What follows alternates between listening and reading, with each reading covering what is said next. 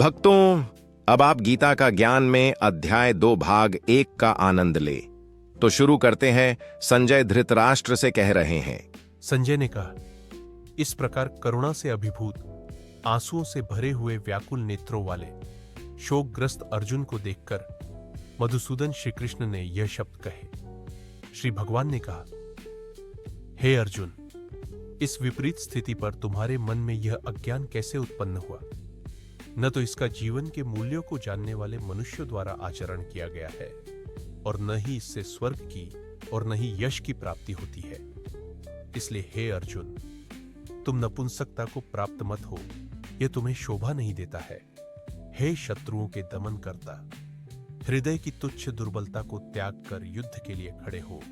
अर्जुन ने कहा, हे मधुसूदन, हे शत्रुहंता, मैं युद्ध भूमि में किस प्रकार भीष्म पितामह और द्रोणाचार्य जैसे पूज्यनीय व्यक्तियों पर बाण कैसे चलाऊंगा? ऐसे महापुरुषों को, जो कि मेरे गुरु हैं, इन्हें मारकर जीने की अपेक्षा मैं इस संसार में भिक्षा मांगकर खाना श्रेयस्कर समझता हूं, क्योंकि गुरुजनों को मारकर भी तो इस संसार में खून से सने हुए सुखरूप भोग ही तो भोगने को मिलेंगे। हम यह भी नहीं जानते कि हमारे लिए युद्ध करना श्रेष्ठ है या युद्ध न करना, और यह भी नहीं जानते कि हम जीतेंगे या वे ही जीतेंगे। धृतराष्ट्र के पुत्रों का वध करके हम जीना भी नहीं चाहते, फिर भी वे हमारे सामने युद्ध भूमि में खड़े हैं। कृपण और दुर्बल स्वभाव के कारण अपने कर्तव्य के विषय में मोहित हुआ। मैं आपसे पूछता हूं कि वह साधन जो मेरे लिए श्रेयस्कर हो, उसे निश्चित करके कहिए। अब मैं आपका शिष्य हूं और आपके शरणागत हूं, कृपया मुझे उपदेश दीजिए। मुझे ऐसा कोई साधन नहीं दिखता जो मेरी इंद्रियों के सुखाने वाले शोक को दूर कर सके। स्वर्ग में धन धान्य संपन्न देवताओं के सर्वोच्च इंद्रपद और पृथ्वी पर निष्कंटक राज्य को प्राप्त करके भी मैं उस उपाय को नहीं देखता हूं। श्री भगवान ने कहा, हे अर्जुन, तुम उनके लिए शोक करते हो जो शोक करने योग्य नहीं है, और पंडितों की तरह बातें करते हो। जो विद्वान होते हैं वे न तो जीवित प्राणी के लिए और न ही मृत प्राणी के लिए शोक करते। ऐसा कभी नहीं हुआ कि मैं किसी भी समय में नहीं था, या तुम नहीं थे, अथवा ये समस्त राजा नहीं थे, और न ऐसा ही होगा कि भविष्य में हम सब नहीं रहेंगे। जिस प्रकार जीवात्मा इस शरीर में बाल अवस्था से युवा अवस्था और वृद्ध अवस्था को निरंतर अग्रसर होता रहता है, उसी प्रकार जीवात्मा इस शरीर की मृत्यु होने पर दूसरे शरीर में चला जाता है। ऐसे परिवर्तन से धीर मनुष्य मोह को प्राप्त नहीं होते हैं। हे कुंती पुत्र, सुख दुख को देने वाले विषयों के क्षणिक संयोग तो केवल इंद्रिय बोध से उत्पन्न होने वाले सर्दी तथा गर्मी की ऋतु के समान आने जाने वाले हैं। इसलिए हे भरतवंशी, तुम अविचल भाव से उनको सहन करने का प्रयत्न करो।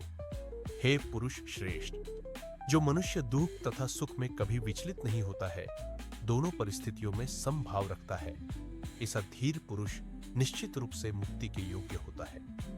तत्वदर्शियों के द्वारा निष्कर्ष निकालकर देखा गया है कि असत वस्तु शरीर का कोई अस्तित्व नहीं होता है, और सत्य वस्तु आत्मा में कोई परिवर्तन नहीं होता है। जो सभी शरीरों में व्याप्त है, उस आत्मा को ही तुम अविनाशी समझो। इसको नष्ट करने में कोई भी समर्थ नहीं है। इस अविनाशी, अमाप, नित्य स्वरूप आत्मा के ये सब शरीर नष्ट होने वाले हैं। अतः हे भरतवंशी, तुम युद्ध करो। जो इस आत्मा को मारने वाला समझता है तथा जो इसको मरा हुआ समझता है, वे दोनों ही अज्ञानी है, क्योंकि यह आत्मा वास्तव में न तो किसी को मारता है और न किसी द्वारा मारा जाता है। यह आत्मा किसी काल में भी न तो जन्म लेता है और न मरता है और न ही जन्म लेगा। यह अजन्मा, नित्य, शाश्वत और पुरातन है। शरीर के मारे जाने पर भी यह नहीं मारा जा सकता है। हे पृथा पुत्र, जो मनुष्य इस आत्मा को अविनाशी, शाश्वत, अजन्मा और अव्यय जानता है, वह मनुष्य किसी को कैसे मार सकता है या किसी के द्वारा कैसे मारा जा सकता है? जिस प्रकार मनुष्य पुराने वस्त्रों को त्याग कर दूसरे नए वस्त्रों को धारण करता है, उसी प्रकार आत्मा पुराने तथा व्यर्थ के शरीरों को त्याग कर नए शरीरों को धारण करता है। यह आत्मा न तो शस्त्र द्वारा काटा सकता है, न ही आग के द्वारा जलाया जा सकता है, न जल द्वारा भिगोया जा सकता है और न ही वायु द्वारा सुखाया जा सकता है। यह आत्मा न तो तोड़ा जा सकता है, न ही जलाया जा सकता है, न इसे घुलाया जा सकता है और न ही सुखाया जा सकता है।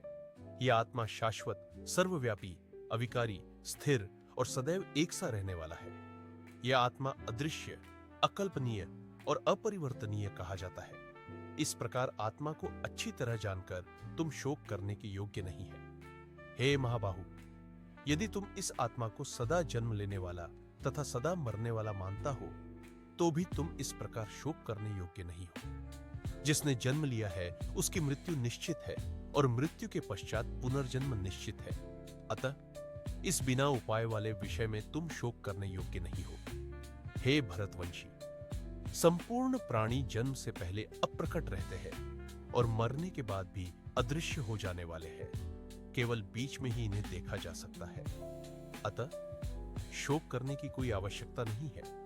कोई इस आत्मा को आश्चर्य की तरह देखता है, कोई इसका आश्चर्य की तरह वर्णन करता है तथा कोई इसे आश्चर्य की तरह सुनता है, और कोई कोई तो इसके विषय में सुनकर भी कुछ नहीं समझ पाता है। हे भरतवंशी, इस आत्मा का शरीर में कभी वध नहीं किया जा सकता है।